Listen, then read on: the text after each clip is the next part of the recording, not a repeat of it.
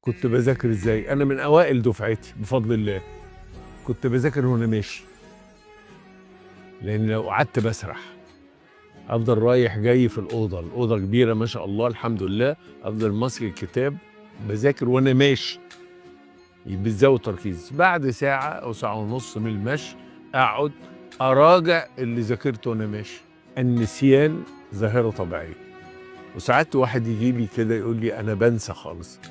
اقول له هو انت ولا سيدنا موسى عليه السلام؟ تختار ايه؟ يقول لا طبعا، لا طبعا سيدنا موسى. قلت له نسي 3 مرات. وقال سيدنا الخضر لا تلومني بما نسيت. اللي يصلح النسيان التكرار.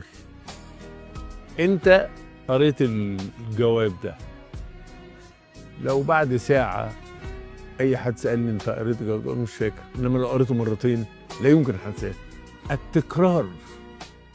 التكرار اسلوب رائع لعدم النسيان. انما كنسيان انا بذاكر الباب السابع وبعدين بكره براجعه لقيت مش فاكره، لو قريته مرتين عمري ما هنساه. في حاجه برضو في المذاكره يا ولاد، انا بكلم ولاد صغيرين مهمه جدا،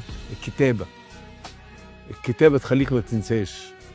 بعد ما تخلص الباب السابع او الثامن او التاسع لخص انت كتبت ايه، اكتب كتبت ايه. كنت بعمل حركة جميلة جدا جدا بخبث وانا في اولى وتانية طب. عندنا مادة التشريح مادة صعبة جدا.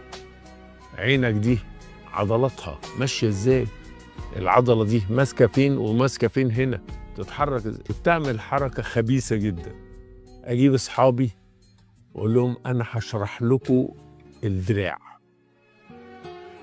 يفرحوا جدا. الواقع انا مش بخدمهم، الواقع انا بخدم نفسي، لاني لما اشرح الدراع عمري ما هنساه.